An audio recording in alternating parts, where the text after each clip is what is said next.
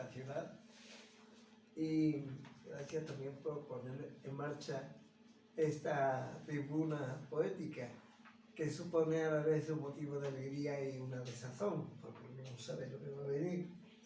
Y en los tiempos que corren, donde el lenguaje está tan contaminado, secuestrado a veces, encorsetado y pervertido por la propaganda, el poder político, la economía y la cultura mediática, la poesía creo que adquiere un papel tan necesario como inminente. Ella es la encargada de devolver el sentido robado a las palabras, transmitir su eco primitivo y a partir de ahí explorar sus mecanismos, renovar su voz y ampliar su campo de acción. Ya sabemos que el método más eficaz para controlar el pensamiento es reducir la capacidad de expresión hasta sus más ínfimos niveles. Lo han llevado a cabo las peores dictaduras y hoy, obedeciendo a intereses mercantilistas, lo ejercitan las democracias sin el menor escrúpulo. Por eso, la poesía es un acto de insumisión en sí mismo y en su ejercicio creativo reside la rebeldía del poeta, más allá de estilos, escuelas o promociones literarias. Poesía en los tiempos, como titulamos esta tribuna, quiere ser un escenario abierto al diálogo entre dos generaciones, sentar en la misma mesa a un poeta ya maduro como otro más joven, sin programa previo, aunque a veces puede resultar que el más joven sea más maduro que el más viejo, pero no es nuestra intención. Es que este debate se establezca más allá de cualquier barrera lingüística o aduanas nacionales. La librería del Centro de Arte Moderno ha demostrado su experiencia a lo largo de muchos años en acoger y promover escritores de todos los lugares, especialmente a los visitantes iberoamericanos que esperamos tenerlos con nosotros en este ciclo. Hoy inauguramos esta tribuna con un merecido tributo a Javier Nostalé, que acaba de cumplir 80 años y de publicar su último libro, que me lo ha dedicado, una preciosa edición en pretexto, que se llama Ascensión.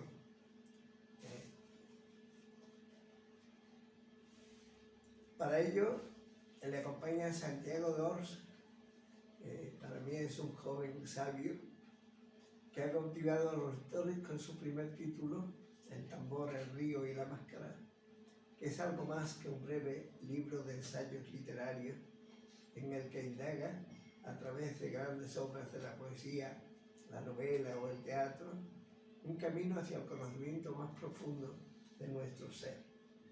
Santiago Dors es poeta y además de dialogar con Javier Nostalé sobre poesía, a mí me gustaría que nos leyera también algunos de sus textos poéticos. 12 de los últimos poemas de Javier Nostalé, publicado en El Viento, en esta misma editorial, en una colección que se llama Tríptico, en esta misma casa, este año, yo creo que fue, ¿no? Sí, hace un año. Bajo los títulos, en dos de esos poemas, bajo los títulos de Príncipe y Todos tus años, se condensa la filosofía del vivir o aquello que es lo mismo, su poética. Él dice: tu vida es un astro que en sombra y luz te divide, sin que puedas descifrar su alfabeto secreto. En unos pocos versos el poeta toma conciencia del doblez de la vida que ilumina y oscurece a la vez, a sabiendas de que nunca podrá averiguar la razón de ese continuo eclipse. Pero él es un astro que gira sin parar en un rincón del universo, produciendo en su propio movimiento una danza estática que sugiere la razón de vivir. Un astro minúsculo como analogía de cuanto lo circunda y no alcanza a vislumbrar. Dice: En cada paso tuyo habita un lugar del que nunca regresa, y en cada mirada se torna firmamento el cielo oculto. ¿No es esta la clave fundamental del lenguaje poético? Parar el tiempo, o al menos convertirlo en círculo, en rebelión con el trazo lineal que trata de encauzarlo. Con la memoria encendida, el poeta, más que resucitar, impide que los recuerdos agonicen en el olvido. Y esos lugares donde sucedieron los hechos permanecen en cada paso. Todos tus años, dice, son la misma estación de un corazón desvelado en su final tristeza. La estación total, al decir de Juan Ramón Jiménez, o la estación azul, que es el nombre propio y definitorio de la obra de los Talés, bajo el que fundaría uno de los mejores espacios de la historia de la radio española, en Radio Nacional de España, la estación azul. Yo lo recuerdo ante el micrófono, con los ojos cerrados, rememorando un poema, o escuchando atentamente las respuestas de sus entrevistados, de sus poetas entrevistados, viajando al territorio de las otras palabras o acercándonos al sitio de la poesía. Es el lugar del que nunca ha regresado y permanece azul como sus ojos, con mirada risueña y penetrante que nombra solamente al mirar como quien no quiere la cosa. Javier es de los pocos que asume la palabra poética día a día sin aparente queja, sin ningún despropósito ni un contrariado gesto, porque no diferencia entre escritura y vida. Hasta el instante más nimio lo transita con el corazón desvelado, por pertenecer a la misma estación, aquella que se ha de disfrutar con todos los sentidos, donde el tiempo es el mismo, porque ese tiempo es él. Ahí reside su grandeza y su sabiduría.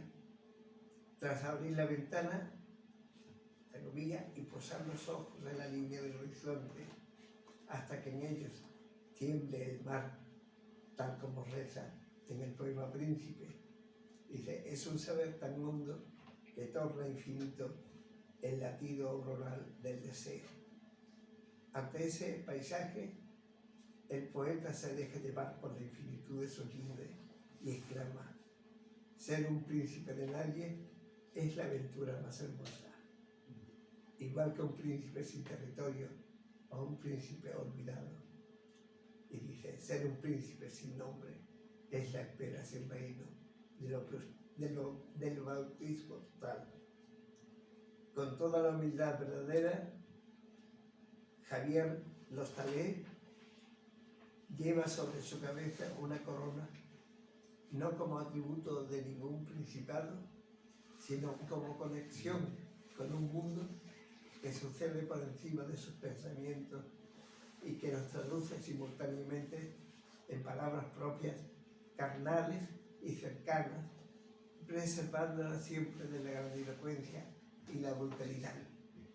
En esa transmutación se lleva a cabo un complicado proceso que el poeta resuelve con aparente sencillez, consistente en expresar en el idioma de los sentidos cuanto se intuye y no se sabe, por medio del dolor y de la dicha, el cuerpo y el espíritu, el amor y el deseo, o el silencio y la música, a través de unas palabras que van y vienen sin dejar de estar nunca en aquel lugar donde habitaron, configurando la canción del retorno como todos sus años. Gracias.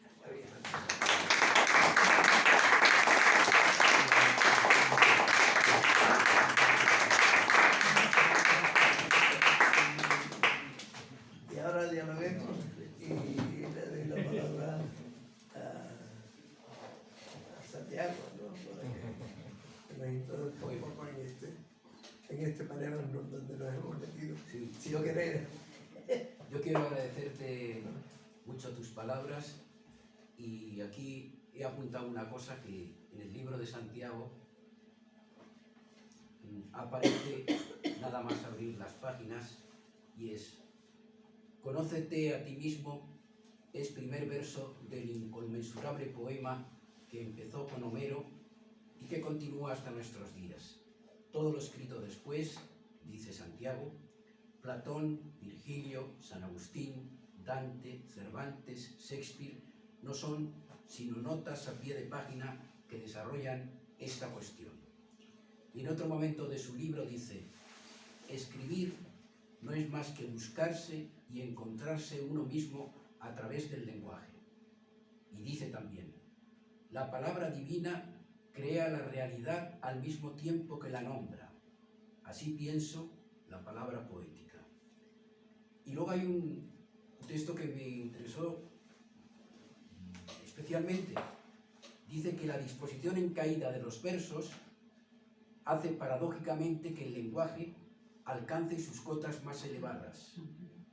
Es una lectura vertical que invita a profundizar en el texto y recrearnos en el ritmo y en sus imágenes. La lectura vertical, sigue diciendo Santiago, describe un movimiento de ascenso y descenso que está vinculado a los movimientos del espíritu. El alma humana puede caer en el infierno o elevarse hasta el cielo. Y ya otras dos cosas más que he entresacado de este libro. La poesía constituye la raíz y la razón de lo literario y atraviesa, por tanto, los tres géneros: la lírica, la narrativa y el teatro. Géneros que, como antes ya ha dicho José Ramón, figuran en este libro. Y la poesía, dice, es la trinidad platónica: bondad, verdad y belleza. Poeta no es, afirma, quien busca las palabras más hermosas, sino quien busca aquello que está más allá de las palabras. La poesía como conocimiento último y, por tanto, como conocimiento primero. Yo creo que estas son unos textos sobre la poesía, en la parte primera del libro, que son muy sugestivos, y luego, claro, hay otros textos en los que habla del teatro, habla de la novela, etcétera, etcétera. Por eso el tambor, que es la lírica, el río, que es la novela que fluye, y la máscara, que es el teatro. Y eso está muy bien en este libro, que yo desde luego recomiendo a todos, y además es que ha tenido un gran éxito. Efectivamente, como dijo Claudio, ha sido un libro que se ha vendido muchísimo. Es el primer libro, pero creo, tú me lo dijiste, que estás escribiendo una novela, ¿no?, también, y que además tiene algunos poemas. Pero ahora, si te parece, podemos entablar un poco una charla. Fundamentalmente vamos un poco por partes, porque tengo muchos agradecimientos y ahora solucionamos esto. Que no puede quedar así. Lo primero, muchísimas gracias a todos ustedes por estar aquí presentes, en cuerpo presente, en alma presente.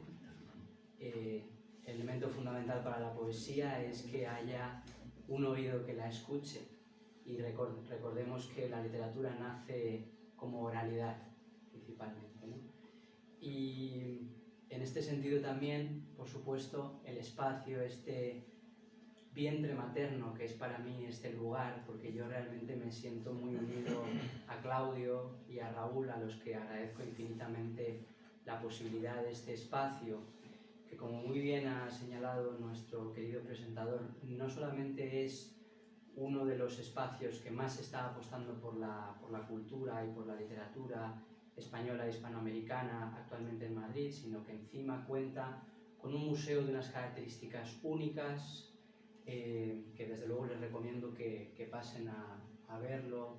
El propio Javier está también en la vitrina y bueno, yo creo que es una cosa de características muy únicas que merece la pena resaltar. Y luego, por supuesto, pues la bondad de Claudio, de Raúl y todos los que están en este espacio, pues yo creo que también es algo muy patente. Así que gracias al lugar, gracias a ti por tus palabras, que han sido tan tan bellas y tan bonitas, un poco acercándonos a ese misterio que es la poesía, ¿no? Que a mí me produce mucho respeto hablar de poesía, porque yo les confieso que no sé aún lo que es, pero me interesa profundamente. Entonces tengo ese dilema dentro de mí, ¿no? Y creo que me va afortunadamente a perseguir toda la vida, ¿no?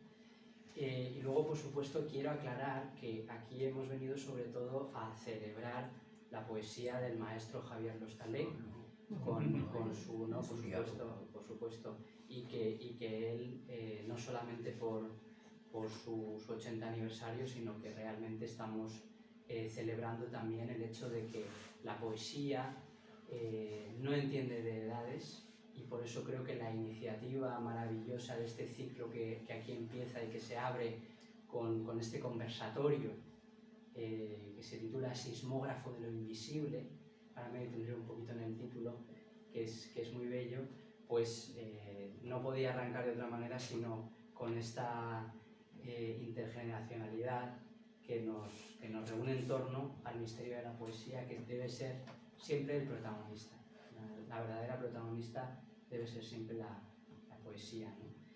Y dicho esto, permítanme leerles de Javier Lostalé simplemente un texto que de alguna forma el tiempo y sus lectores han considerado como una especie de incipit o comienzo, presentación, carta de presentación de lo que podría ser Javier Lostalé poeta y la poesía de Javier Lostalé. Mi poética. A todos los lectores cómplices.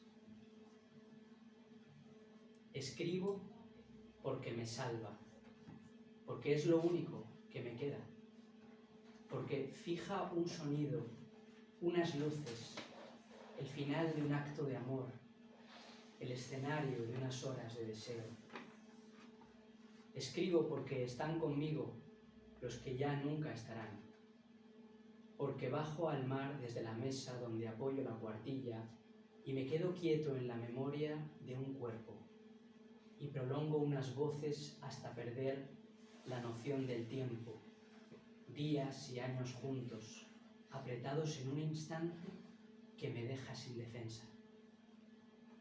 Escribo porque al abrir el seno de una palabra encuentro la iluminación última del beso, porque pronuncio a solas mi única verdad, esa que después desmiento con mi vida. Escribo porque hay un llanto íntimo que me purifica desde que comienzo a hacer signos en el papel, porque poseo las cosas desde su respiración humana y puedo habitar aquello de lo que fui desterrado. Escribo para ser joven y alimentar una esperanza radical, para tener lo que no tengo y escuchar lo que nunca me dijeron. Escribo porque nunca fue más bello el engaño.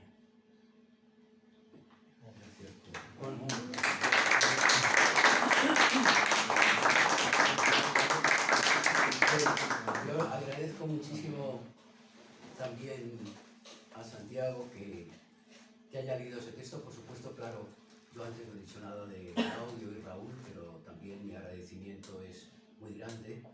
Y el hecho de que contaran conmigo para esos cuadernos que ya van 10 o por ahí, en los que se publican 3 poemas y las ilustraciones, pues fue para mí también pues un verdadero regalo. Así que estoy muy, muy contento. Yo he puesto aquí alguna nota, por ejemplo, la gratitud. Está muy bien esto de que se reúna un poeta joven y un poeta mayor, no mayor literariamente, menos joven, sino mayor por edad, porque hay que precisar las cosas, porque hay muchos jóvenes, entre otros Santiago, que son mayores que los mayores, refiriéndome al aspecto literario. Yo escribí una vez en el libro ese de la Estación Azul, de la gratitud, sobre la gratitud, y decía que sin eco no hay voz, porque las notas del pájaro más solitario el pulso de otras aves las dictó. nosotros cuando escribimos siempre dependemos de los demás y es como una gran cadena y por eso la tradición existe siempre en la vanguardia y no hay verdadera vanguardia sin tradición, todo está unido. Y el poeta mayor, decía yo entonces, aprende del joven y todos, jóvenes y mayores, debemos encontrar nuestra fuente, como he dicho, en la tradición. Y luego para la creación creo que es fundamental la memoria, que es, también lo escribí yo en el libro ese, La Estación Azul, la señal única de nuestra existencia, es la memoria, porque es la herida de lo vivido, que lo vivido cicatriza, creo. Es la memoria para mí también el esplendor de lo que todavía canta sin que estemos nosotros. Es importante en la creación poética la relación entre memoria y olvido. Y el espacio, desde luego, tiene memoria, por eso el espacio nunca es inocente. Y ahí, me parece que es un Bachelard, en su teoría del espacio, dice que para saber lo que nos ha pasado, por ejemplo, en una historia amorosa, más importante que el tiempo es el espacio donde ha transcurrido esa historia amorosa. Y Paul Valéry dice que memoria es a la vez condición y materia del trabajo mental. Y luego las palabras, claro, pues aludido, las palabras, que siempre me ha gustado lo que decía Octavio Paz, las palabras no son signos, son años. Y si acudimos a Cervantes, saber sentir es saber decir. Y la lengua es desde el primer momento nuestra mejor aliada y también nuestra mayor enemiga. Y entonces luchamos mucho por la lengua. Y volviendo a Octavio Paz, este dice que dependemos tanto de la palabra como luchamos por trascenderla. El poeta, y yo creo que esto es ya definitivo, dice también Octavio Paz, debe dar ojos al lenguaje.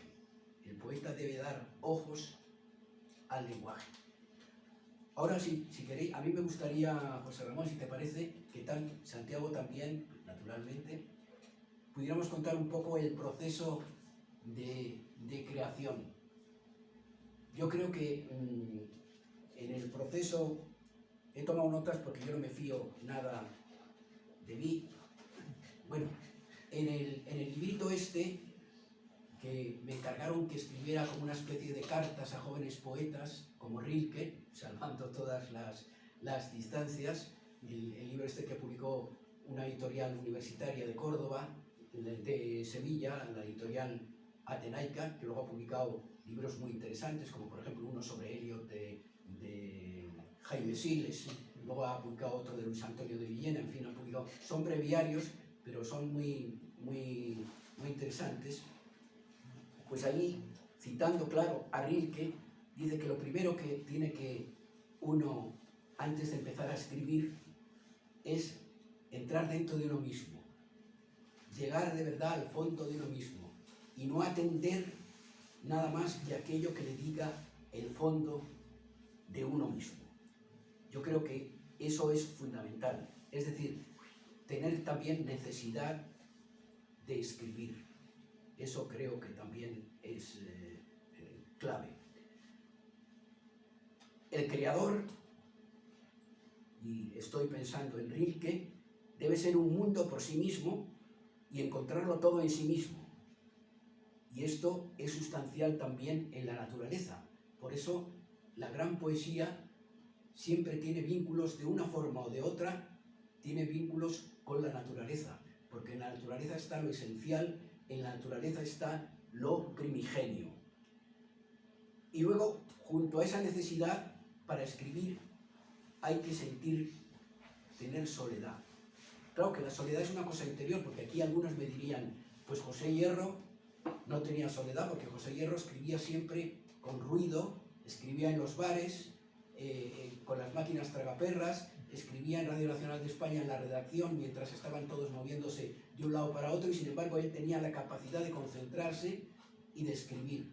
Por ejemplo, el libro de Cuaderno de Nueva York no lo escribió en Nueva York, lo escribió en el bar que está próximo a su casa, oyendo y además fijándose en otras cosas. Me acuerdo que él me dijo de pronto, dice, mira, a veces me paro en un verso y no sigo para ver a un señor muy elegante que entra todos los días en este bar, pide un café con leche y antes de que se lo pongan lo paga y cuando se lo van a poner se ha ido.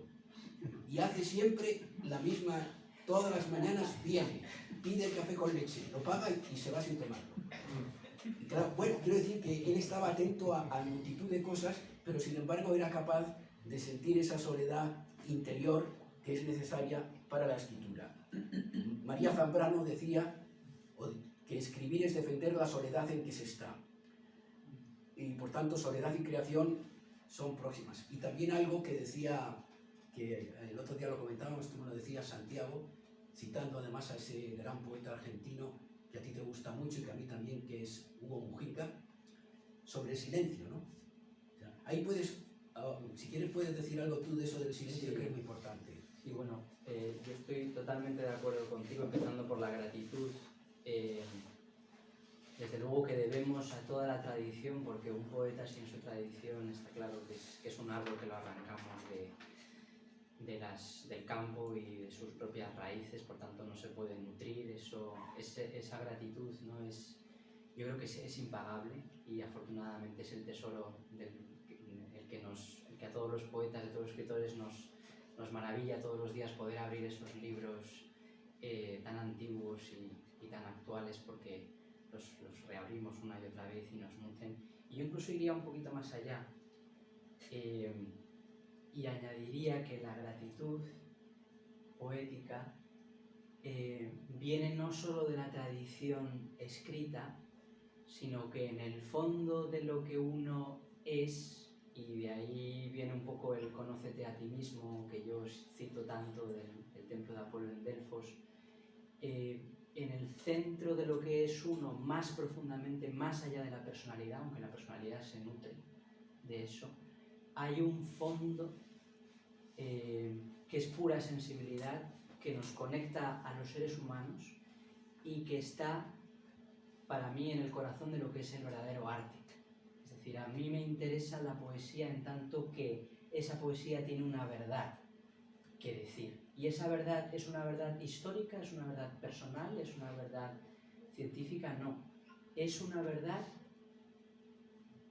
de conciencia, podríamos decir, o conciencial o espiritual, porque siempre engloba a los demás y engloba al género humano. Para que una obra pueda trascender, no puede hablar solamente de mí, sino que ese mí o ese yo tiene que estar trascendido en la condición humana, para que realmente ese texto tenga un valor. Y en ese sentido me parece muy bonito lo que apuntabas y lo que apuntábamos al escoger como título de este conversatorio, Sismógrafo de lo Invisible, que en parte está inspirado también en una de las partes de este libro de Lector Cómplice, que se llama Sismógrafo de Varia Poesía. Bueno, pues una variación sería este sismógrafo de lo invisible que da título, quiero pensar que como metáfora de lo que es la poesía, ¿no? Y como metáfora de lo que son los poetas, sismógrafos de lo invisible, es decir, siempre enfrentados a un misterio que se resiste a ponerse en palabras, ¿no? Y de la conveniente oscilación entre olvido y memoria me viene justamente a las mientes ese cautiverio que sufrió San Juan de la Cruz en Toledo, y cómo, gracias a su lectura profundísima y atenta del Cantar de los Cantares, que aprendió de su maestro Fray Luis, y gracias a ese conveniente olvido que el pobre en su celda iba sufriendo con el paso de los meses, pudo nacer quizá una de las cumbres, por lo menos para mí, de lo que es la poesía en lengua castellana, que es su cántico espiritual, ¿no? Y cómo se nutre por un lado de los versículos del Cantar de los Cantares, y al mismo tiempo ahí nace el verso sanjuanista que todos reconocemos, ¿no? Ese amado con sus montañas, que se elide el verbo porque ya hay una fusión absoluta, ¿no? Es como una especie de metáfora pura sin metáfora, es en puridad casi lenguaje transido de su propio éxtasis, ¿no? Y en este sentido, como los poetas, digamos, siempre estamos girando. Yo hablaba con mi padre, que me alegro mucho que esté aquí porque seguramente va a ser también un estímulo para todos ahora en este conversatorio, que hablábamos esta mañana de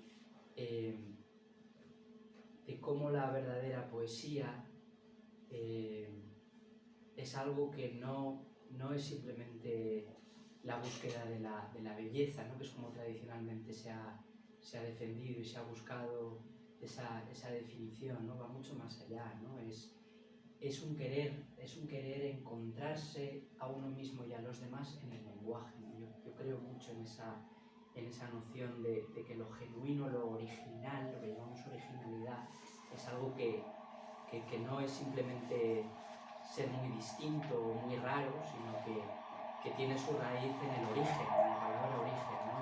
En ir al origen de uno mismo para entonces que de ese silencio nazca la poesía. Y citabas a Hugo Mujica, que a mí me interesa mucho, porque es uno de esos casos, yo diría que no hay tantos, ¿verdad?, en los que alguien deviene poeta a partir de una experiencia de 7 años de silencio. Él hizo un voto de silencio durante 7 años y solo a partir de ese silencio nace su poesía. Es decir, que estamos ante un poeta que no se constituyó él en la infancia, adolescencia o primera juventud ya como alguien que quería ser un escritor y por tanto construirse una identidad que es muy loable y está muy bien, pero diríamos que ahí está, lo queramos o no, el ego un poco involucrado, y hablo por mí el primero, sino que es alguien que tiene la experiencia de que lo poético nace de un olvido de sí o de un vaciamiento de la propia personalidad. Y eso a mí me interesa profundamente, por eso mi tesis doctoral va sobre Hugo Mujica y sobre cómo nace la poesía en él. Y eso me tiene profundamente intrigado, ¿no? Y es uno de los aspectos que yo más valoro de la poesía, no quienes escriben poesía, sino la poesía en sí, ¿no? Cómo nace ese misterio, ¿no? que nos ha reunido aquí. Nació de una depresión. ¿Quién? Nació de una depresión. No sé, ese que hizo Hugo Mujica, dices. Él se comprometió al voto de silencio durante 7 años, de una manera muy rigurosa, y lo quiso llevar a cabo, y luego a partir de ahí nacen sus poemas y sus textos, ¿no? Sí. En un convento de la Pensa. Bueno, estáis escuchando, yo supongo que sus alumnos, porque es profesor, Bueno, hay muchos no me profesores. extraña que estén fascinados con él y por la interpretación que hace. Y aquí hay poetas también, hoy está Carlos, está Juan Abate, está Crespo Maciú, está Agustín Porras, en fin, está Javier también, hay muchos poetas. Ya para cerrar un poco lo del silencio, yo había apuntado aquí dos citas, una de Paul Celan y otra de Clarice Lispector, la poeta y la escritora ucraniana y brasileña. Dice Clarice Lispector: hay un gran silencio dentro de mí, y ese silencio ha sido la fuente de mis palabras, y del silencio ha venido lo que es más precioso de todo, el propio silencio. Y dice Paul Celan: algo habló en el silencio, algo cayó, algo se fue por su camino. O sea que el silencio realmente es... Y como habíamos dicho antes, me gustaría que tu proceso de creación también lo comentaras. Hablando del proceso de creación, por lo menos a mí me ocurre, siempre hay al principio como una especie de sensación difusa, como algo que nos invade sin saber lo que es, que puede ser un rayo de sol que se refleja en un cristal, que puede ser incluso una bocina. Yo voy a contar y es tan importante que voy a contar una cuestión personal. Yo era un hombre de jovencito muy religioso, muy creyente, tan religioso que me confesaba hasta 3 y 4 veces al día. Bueno, era por aquello de que, sobre todo, inundado por los malos pensamientos, porque claro, yo me confesaba, pero a los 5 minutos no podía evitar los malos pensamientos. Y no había manera de quitar los malos pensamientos y por tanto tenía que volverme a confesar. Bueno, pues yo me acuerdo que hice unos ejercicios espirituales entregado totalmente, incluso me puse, aunque era invierno en la granja, me situé desnudo debajo de la cama en el suelo para hacer un sacrificio. Bueno, cuando llegué a mi casa, en la calle, un poquito antes de entrar, sonó la bocina de un coche. Y en ese momento casi se puede decir que perdí la fe. Esto es como un ejemplo de lo que puede un efecto sonoro modificar toda tu vida. Y yo creo que esto es un poco cómo se va incubando el poema. Luego hay poemas, como vosotros sabéis, los que estáis aquí poetas, que surgen enseguida como un río, en cambio otros que cuestan mucho trabajo. A veces uno escribe en silencio o con música de fondo, como Gerardo Diego le gustaba escribir siempre con música clásica de fondo. Luego está toda la lucha con el lenguaje, que claro, como dice muy bien Antonio Gaboneda, el lenguaje poético es un lenguaje movible, porque a medida que vas escribiendo las propias palabras van modificando el sentido de lo que vas diciendo después, de modo que tú, aunque tengas vagamente ya la perspectiva de cómo va a terminar el poema, sin embargo ese poema se va construyendo y deconstruyendo a lo largo de la escritura, cosa que le ocurre también al lector. Por eso el lector, cuando lee un poema a las 7 de la tarde, no le dice lo mismo que si lo lee al día siguiente, porque depende de su estado de ánimo, de las circunstancias que le hayan ocurrido ese día, etcétera, etcétera. Y por eso también la grandeza de la poesía es que, así como una novela la puedes leer y no volver jamás a ella, a la poesía puedes volver, si es buena poesía, puedes volver constantemente a ella. Y luego, una vez terminada la escritura del poema, que me parece que tú has apuntado algo también, lo de la oralidad, que es muy importante, siempre solemos leer el poema en voz alta para saber realmente si es buen poema o no. Aunque podemos pensar que es buen poema y luego al día siguiente, pues a lo mejor destruirlo o tirarlo a la papelera. Ahora, hay un aspecto en la creación que sí me gustaría que tú dieras tu opinión, que es, bueno, hay dos aspectos. Uno, si hay un paralelismo exacto entre vida y poesía, y otra, qué papel juegan mejor la imaginación por un lado y la ficción por otro. Porque también se ha dicho muchas veces, y yo estoy de acuerdo con ello, que la poesía, como el arte en general, es un género de ficción.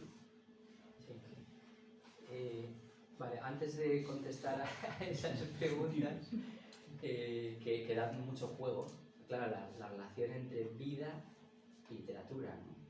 Caray, pues eso ahí podríamos tirarnos desde luego toda la noche, pero ahora quiero hablar un momentito sobre Bueno, lo que... José Ramón, naturalmente, Claro. es un...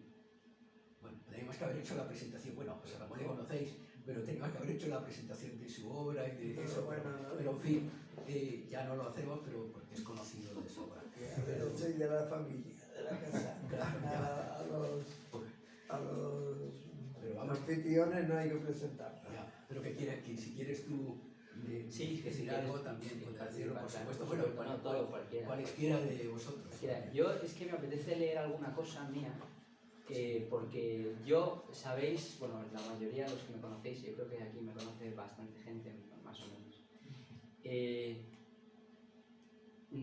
Yo no escribo mucha poesía, porque precisamente le tengo como un inmenso respeto. Para mí la poesía es lo más difícil de escribir. Sé que también esto puede ser muy discutible, ¿no? Porque puede haber gente que diga, no, pero la imaginación y escribir historias y construir personajes y los giros de guión y todo eso. Bueno, sí, pero a mí como corazón de la literatura, la poesía me parece que es lo más difícil de escribir, sobre todo buena poesía. Claro, digamos que todos tenemos una... bueno, yo por lo menos tengo miras de que cuando escribo algo quiero que esté mínimamente bien, ¿no? Y para mí la poesía en este sentido es lo más difícil. Entonces yo me voy a permitir leeros algún texto y vincularlo un poco con lo que hablabas tú de cómo nace un poema.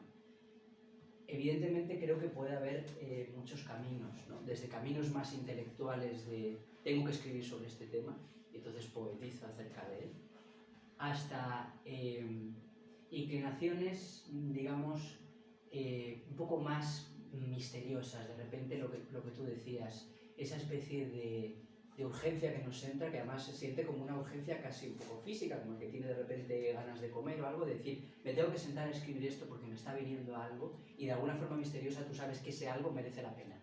Y no me expliques por qué, pero hay algo que te dice que esto es así, porque incluso antes de que entre el juez o el crítico a decirte interiormente, no, no te sientes porque no merece la pena, hay algo que ya, una especie de certeza interior, que ya te ha dicho que te sientes a escribirlo, ¿no? Entonces yo quiero leer un pequeño texto que ya aviso que no es un buen poema, lo escribí en el año 2012, lo he sacado de un blog que luego cerré, pero entonces no lo leo tanto porque me parezca un buen poema, ya lo digo de antemano, sino porque, bueno, quiero que exploremos esta idea de cómo nace un poema. Entonces a mí este poema me nació porque yo trataba en el Parque del Oeste, en la zona de Rosales, antes de llegar al templo de Devot, sabéis que hay muchas lagartijas, o por lo menos antes había una pared rocosa donde había muchas lagartijas, donde solía dar el sol bastante. Junto al teleférico. Claro. Y yo, pues en una ocasión que era niño, y no sé por qué se me ha quedado mucho esa imagen, tratando de cazar una lagartija, lo que ocurrió es que, lo que suele ocurrir cuando uno intenta atrapar una lagartija, que es que se queda uno con la cola. Y entonces para mí, el darme cuenta de que yo tenía la cola de una lagartija que además todavía se retorcía y se movía, pero era solo la cola, a mí me impactó de tal manera que años después, pues yo escribí este pequeño texto que trata de ser una especie de poema, un poco así, bueno, con miras un poco hacia el barroco y tal, en el estilo, ahora veréis, pero que donde trata un poco de poner un poco a colación, sacar un poco a colación la relación que hay entre la vida y la muerte y ese pequeño espacio en el que algo que se está muriendo todavía vive. Me intrigaba mucho ese momento, ¿no? Entonces este poema se llama Cola de lagartija. Tratando de atrapar una lagartija, me quedé únicamente con su cola. Me quedé espantado al ver que en nada fija estaba, como lombriz danzante y loca. El pedazo de carne se resistía a dejar esta vida y luchaba como queriendo distraer a la muerte fría, que rápidamente a todo da reposo. Progresivamente su baile cesaba y los serpenteos se iban deteniendo, y al final esa quietud que siempre acabó y venció su postrer movimiento. Con tanto afán que vi admirables y patéticos esfuerzos, pensé, después de todo no es baladí querer vivir después de muerto. Entonces, reflexionando un poco acerca de cómo nacen los poemas, fijaos, ¿no? A veces tú hablabas de un sonido, de un ruido, en este caso de una bocina, que sorprende un poco a lo mejor por lo estentorio que puede ser o que te puede asustar incluso, y en mi caso, pues la cola de una lagartija, ¿no?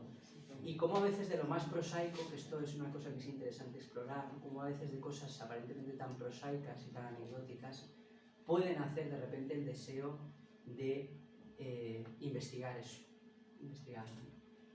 Por ejemplo, no sé si tú mismo o alguno de ustedes que es poeta quiere compartir un poco ese proceso interno de creación, ¿no? Cómo nacen, por ejemplo, los poemas en sus casos personales, ¿no? O en su vida en particular, ¿no? Sí, ahí. Si hay alguien que quiera hablar, Si no, preguntamos un poco eso de, bueno, mientras se anima a alguien a que levante la mano y entonces yo me callo. Hablando de lo de la relación entre vida y poesía, no estoy yo de acuerdo tampoco con que exista un paralelismo entre vida y poesía, porque muchas veces la verdadera vida que podemos tener es la vida que está escrita en la poesía y que no se corresponde, muchas veces desgraciadamente, con la propia vida de uno. Luego no se puede establecer, lo que pasa que claro, la vida siempre influye en lo que tú estás escribiendo, eso es la vida porque eres tú y no es otra persona. Pero muchas veces lo que escribimos es lo que hubiéramos deseado que nos sucediera. Por eso hay grandes poemas de amor de alguien que no ha amado, que no ha llegado a amar, que no ha consumado nunca el amor y sin embargo ese amor está consumado en los poemas. Lo cual quiere decir, hay aquí otra anécdota que he contado más de una vez, por ejemplo, que me perdone Juana y Carlos y eso, y ya lo he contado más de una vez. No, cuando estaba escribiendo el libro Tormenta Transparente, en el año 2010, y me acuerdo yo que lo escribía por la noche, pues Tormenta Transparente, que es amor en el límite, pues viví la historia, mientras escribía el poema, estaba viviendo la historia de amor más intensa que jamás había vivido. Y al terminar de escribir el poema, me miraba a mí mismo, me levantaba y decía, sí, pero ahora me voy solo a la cama.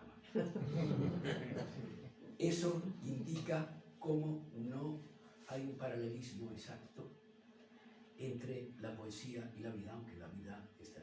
Y sobre la imaginación, bueno, yo creo que la imaginación, ¿verdad?, siempre es fundamental, porque la imaginación lo único que hace es potenciar la realidad. La imaginación siempre se apoya en algo real, por eso la imaginación tiene una tensión muy superior a la fantasía, mucho más importante la imaginación que la fantasía, porque tiene un anclaje en lo real. Y luego, que es un género de ficción, pues abona un poco lo que yo he dicho, es un género de ficción por eso, porque tú puedes escribir un poema en donde seas el gran amante y tengas,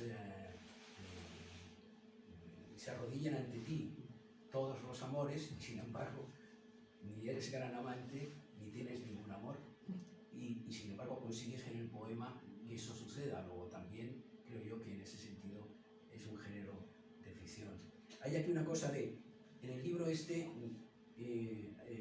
voy de consejos a los jóvenes poetas, recojo lo que Juan Ramón en su libro Ideología recoge, que es muy interesante, y tú puedes hacer algún comentario también si quieres. Dice Juan Ramón, al escribir debe imponerse el impulso.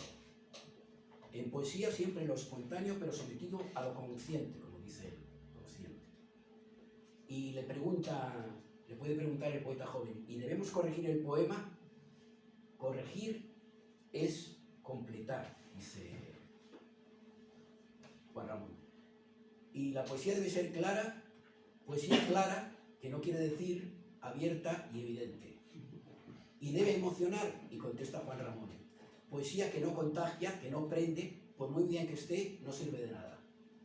Y la fama, dice que sí, que es importante que el poeta sea famoso, pero sea fama entendida como perdurar, pero no como famoso vivo estático, sino como perenne espíritu ardiente.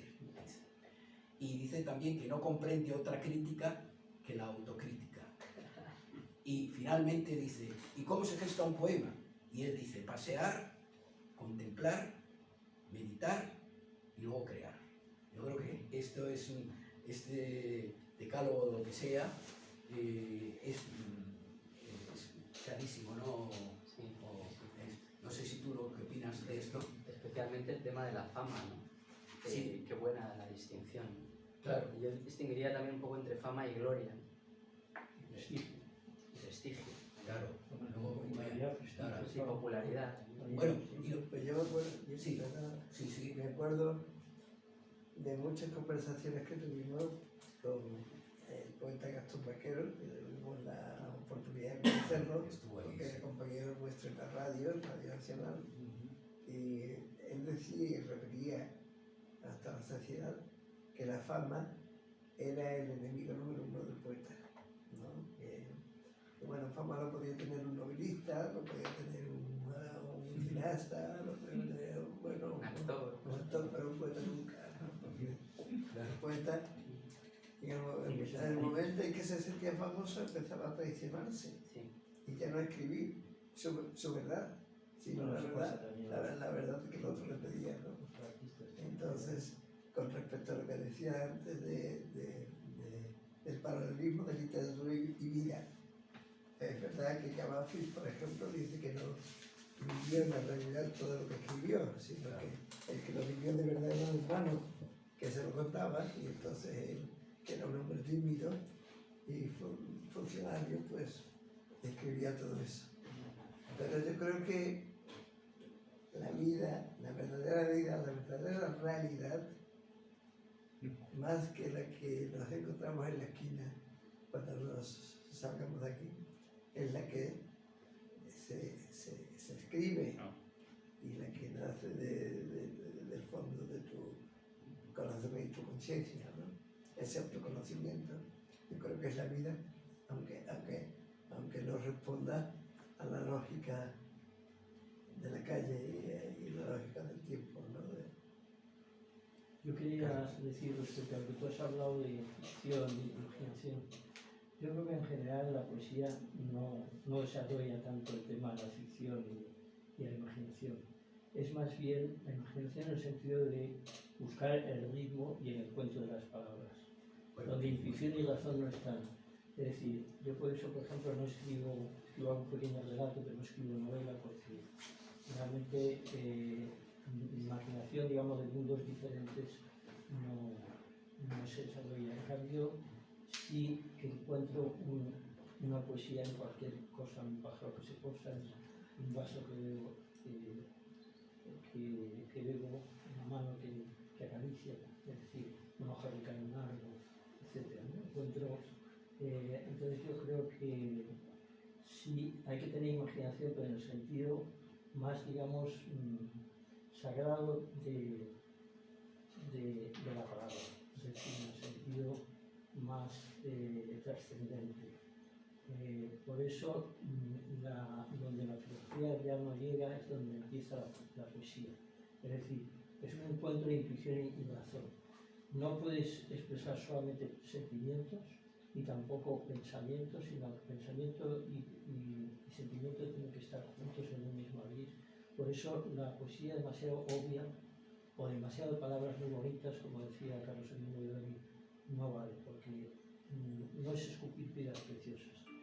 Eso puede hacer mucha gente, ¿no? Sino encontrar algo realmente, ese encuentro de lo que tú decías, de, por ejemplo, que leo el poema a ver si suena bien, a ver si tiene música, porque yo creo que la poesía, el problema de la poesía actual es que yo creo que falta un poco el ritmo, es decir, no necesariamente la rima, porque la rima ya sabemos que no es imprescindible, no es obvio, ni tampoco necesariamente explicar sentimientos, sino que tiene que haber como un camino es un poco misterioso. Por eso lo que decía ya, pues es muy difícil escribir poesía, escribir buena poesía, porque claro, escribir algo, sentimientos que uno tiene, pues se puede expresar, pero expresar de una manera que realmente sea, es decir, que de repente una palabra se suceda a la otra y que si la cambias ya pierde, por ejemplo, esa belleza, ese encanto, esa emoción de la poesía. Es muy difícil porque, claro, no es solamente, tiene que tener algo de mensaje, y luego por otro lado está el tema de la claridad. Es decir, yo creo que es importante que la poesía integre la claridad, es decir, que tú entiendas el mensaje para que te puedas, digamos, sentir una... Pero a la vez pasa, en ese sentido es un poco la más abstracta de la literatura. A la vez tiene que tener algo como un poco indecible o sea, es un lenguaje más del entendimiento, no exactamente del raciocinio, de la comprensión. Tiene que ser comprendida, pero más que comprendida, entendida. Es una cosa diferente. Comprendido tú puedes comprender un problema matemático, puedes comprender incluso un silogismo filosófico, pero comprender es más una cuestión de entendimiento, donde tú llegas a decir esto, y eso sucede, yo creo que con las grandes artes. Si tú ves un cuadro frangélico y entiendes que va más allá de la propia pintura, o va más allá de lo que esté mejor o peor pintado. Las grandes obras de arte y los grandes poemas van más allá incluso de lo que dicen, es decir, lo que callan. Por eso el tema del silencio es muy importante. Cuando tú lees un poema te quedas como callado, te quedas como diciendo, ¿no? Qué emoción, ¿no? Qué impacto me ha producido a espíritu, a tu propio espíritu, más que una inteligencia. También está un poco la diferencia. Yo creo que bueno que vamos el tiempo un poquito así y me gustaría que este acto pues pusiera su punto final pues con la propia poesía, con la lectura y de algunos poemas de Xavier y de Santiago. Bueno, pues voy a, del libro que acaba de salir hoy precisamente, es el día que está en las librerías, que se llama Ascensión, que es un libro que forma parte de los últimos libros míos de Tormenta Transparente, El pulso de las nubes, Cielo y ahora Ascensión, no ascensión a los cielos, sino Cielo de la ascensión. de los cuerpos. Y entonces voy a leer. Este poema se titula Adviento. Siempre habrá alguien en tu vida que no te deje anochecer. Criatura sin nombre ocupará con su ángel invisible cada uno de tus sueños para que, aun destronado, sea tu soledad respuesta a un fervor desconocido. Siempre habrá una señal con la transparencia virgen de un tacto inmóvil que te anude a un ser hasta borrarte dentro de su luz. Siempre habrá un adviento de labios sin palabras que a tu deseo te sellen. Sin destino ni figura, cada día tu historia escribirás, pues bastará a tu corazón consumarse en hermoso latido solitario. El poema que tú has citado de Príncipe, no sé si lo encuentro porque... Sí, Príncipe. Ser un príncipe de nadie es la aventura más hermosa.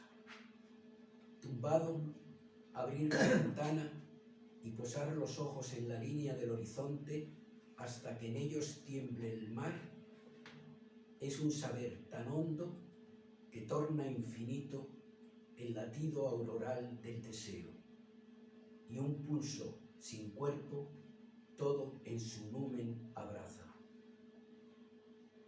Ser un príncipe olvidado es memoria de un corazón que continuamente florece sin tiempo ni lugar, lumbre sola en concepción. Ser un príncipe sin territorio es la conquista más hermosa, pues solo en sueño de alguien habitará algún lugar. Ser un príncipe sin nombre es la espera sin reino del bautismo total.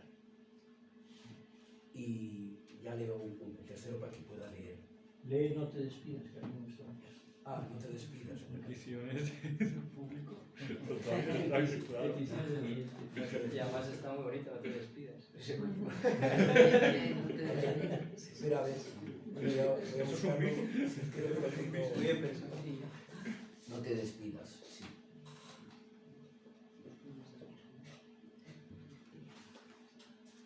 No te despidas.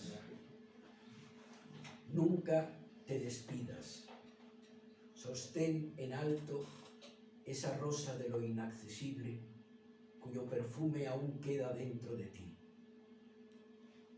Cuando ya no hay rostro en el que tu vida afirmar, ni distancia en alma, camino siempre de otro ser, retorna a ese cielo apagado que aún existe dentro de ti y enciende poco a poco sus estrellas con el amor un día nacido que te selló en inmortal amanecer.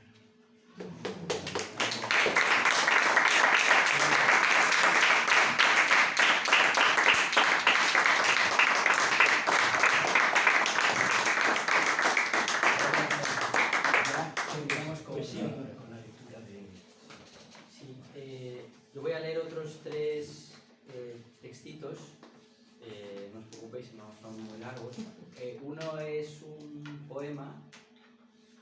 otros dos son prosa poética. Bueno, no sé cómo definirlos. Ustedes los definirán mejor que yo. Poemas en prosa. Sí, igual, algo así. Paseo. Esta noche he sacado mis pies a pasear. He dejado que el aire frío me respirara y que las piernas me llevaran por donde quisieran. Una mirada de niño se ha encendido en mi rostro y he contemplado todas las cosas como por primera vez. Mirando este edificio de aquí, ese restaurante de allá, y en verdad todo tenía un aspecto nuevo, prístino, como si el instante estuviera bautizándonos. Mi gran sonrisa ha deslumbrado los semáforos y ha captado el interés de los providenciales viandantes. Nada me hace suponer que se cruzaban conmigo por casualidad. El hombre que hablaba por teléfono, la vieja con su bastón, el bebé que lloraba, la pareja que se besaba, el mendigo andrajoso, la joven que me devolvía la sonrisa. A todos les he mirado, o mejor dicho, les he acariciado silenciosamente con la mirada, hasta despojarles de todo aire diferencial, hasta llevarles muy dentro de mí, hasta verme a mí mismo en ellos. Esta noche he sacado mis pies a pasear para encontrarme conmigo mismo. Una moneda en el estanque. Recuerdo que el cielo estaba nublado, soplaba un viento áspero y yo estaba, como siempre, de rodillas al borde del estanque. El agua reflejaba las nubes y mi cabeza de niño, que mostraba un rostro profundamente concentrado. De repente me percaté de un punto que brillaba en mi frente. Me pasé una mano por ella, pero el punto luminoso seguía allí. Inclinándome un poco más, me di cuenta de que en realidad provenía del fondo del estanque. Observándolo con detenimiento, tuve la impresión de que podía ser el ojo del monstruo que tantas veces había creído adivinar en las profundidades, y me asusté al sentir esa pupila clavada en mí con tanta fijeza. Pero no sucumbí al miedo y seguí mirando inexplicablemente ese ojo brillante, terriblemente inquisidor. Después de unos minutos, comprendí que se trataba de una moneda, una de esas antiguas pesetas con un agujerito en el centro. El miedo desapareció por completo y con él algo del interés que había depositado en ese descubrimiento. Sin embargo, algo me invitaba misteriosamente a no perder de vista la brillante moneda. Se puso a llover. Al principio cayeron tímidamente algunas gotas, alterando la superficie del agua con delicadas ondas, pero no pasó mucho tiempo hasta que oí el rugido de las nubes sobre mi cabeza y rompió a llover con fuerza. El estanque se enturbió, convirtiéndose en un hervidero de gotas saltarinas que me impedían distinguir el fondo. Únicamente la moneda seguía allí, imperturbable, y su brillo parecía intensificarse hasta llegar a ser un resplandor en medio de la turbulencia de las aguas. Y el último texto, que es una especie como de personaje que yo me inventé en una época que pensaba que iba a ser una novela, un escritor, y luego lo saqué y entonces se convirtió en una cosa aparte. Literatura para despertar. Tras dar un suspiro, el escritor prosiguió. He escrito mucho con lágrimas, emborronando páginas y páginas con mi sufrimiento, esa arcilla negra con la que daba vida a mis personajes. No me ha valido de mucho contagiarlos con mi miseria, hacerlos moverse con los hilos de mi angustia y calcular minuciosamente su destino con esa imperiosa necesidad de control que siempre me ha caracterizado. La aritmética del suceso narrativo ha demostrado su fracaso ante la magia que supone no saber qué va a suceder en la historia. Así he empezado a creerlo y así estoy tratando de escribir ahora. Me he dado cuenta de que la verdadera poesía nace del estupor con que el escritor descubre la historia que está contando, como alguien que se hubiese perdido en un bosque y que solo contara con una linterna para orientarse.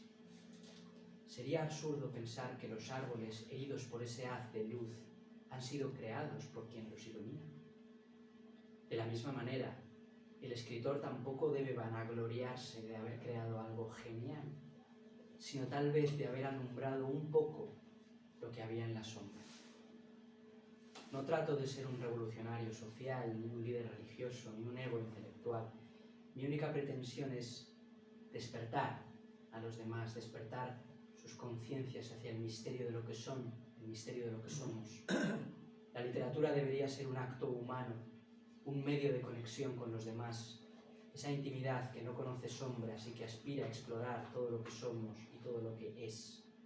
Escribir es observar y deleitarse en la observación. No es buscar, es el siempre encontrar.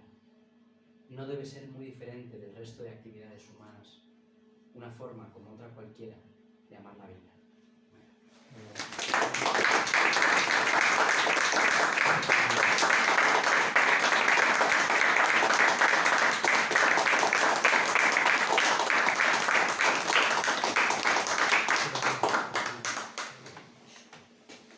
Bueno, espero que hayamos cumplido Misión cumplida. nuestro papel. Con creces. Hemos estado Con creces. Después, como lo colgamos en YouTube, veremos lo que dicen las masas que vean el vídeo. Hacen Bueno, pruebas. muchas gracias. Gracias.